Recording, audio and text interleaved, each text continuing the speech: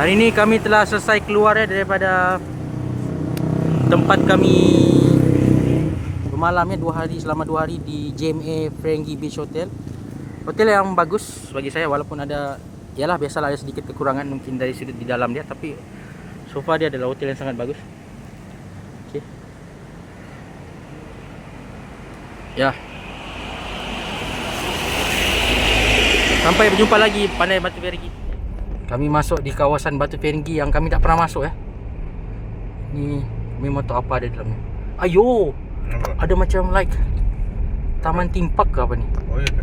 Sebelah tu sebelah kanan kamu, sebelah kanan kamu. Ya. Ya.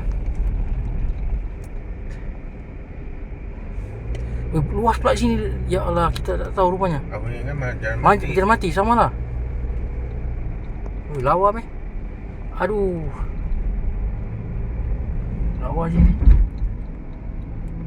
Banyak rupanya kedai makan sini. La ilaha illallah. Udang special. Mi udang special tu bukan Aduh. anu kah?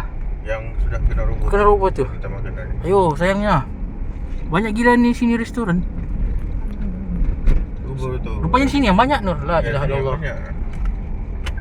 Tengok ni lawanya. Ya Allah, lawanya Nur tu. Kamu tengok Nur. Tu kamu tengok view-nya. Bukit. Aduh, sayangnya tak tahu pun tempat ni. Next time kita datang. Awalnya. Banglo be rumah di sini. Banglo tepi bukit. Awalnya tepi ni, alamak, kami tak tahu lah pula tepi ni ada. Kami ingat jalan mati.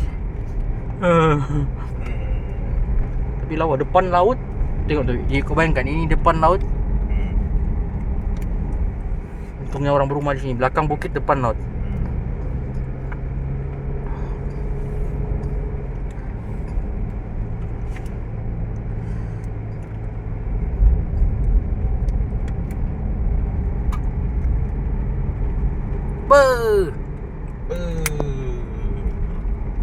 Tu sana dia punya sambungan.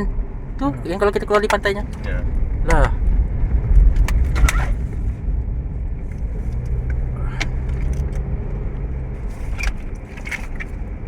Sini rupanya cantik, ya Allah.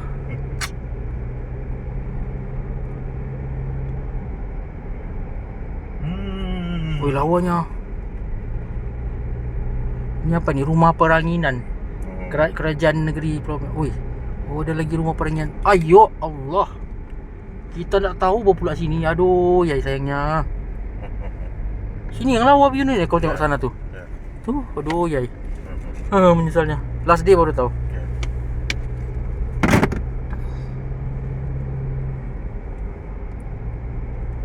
Ayo. Apalah, next time kita datang ke sini kita. Tapi masalahnya tak ada tempat parking. Tak, ni tepi-tepi ni penjuru tempat monyet tu kan ya. Tu luasnya parking tu, boleh masuk 5 kereta.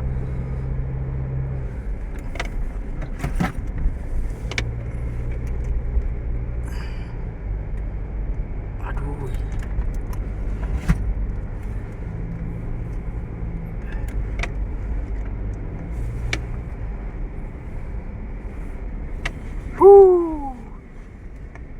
Rupanya teluk ni yang kita nak masuk. Ini lah yang Teluk Bahang tu rupanya. Tropical Spice. Boleh turun je dari sini. Mau turun kah? Aku tunggu dalam kereta lah kalau aku mau turun. Saya mau turun sekejap beli air lah. Haus bah. Kamu nak beli air? Tak, aku dah. Depan sikit lagi. Okey. Weh, lawa lah Nur. Kenapa kita tak tahu ni? Last day baru kita tahu. Aduh yai.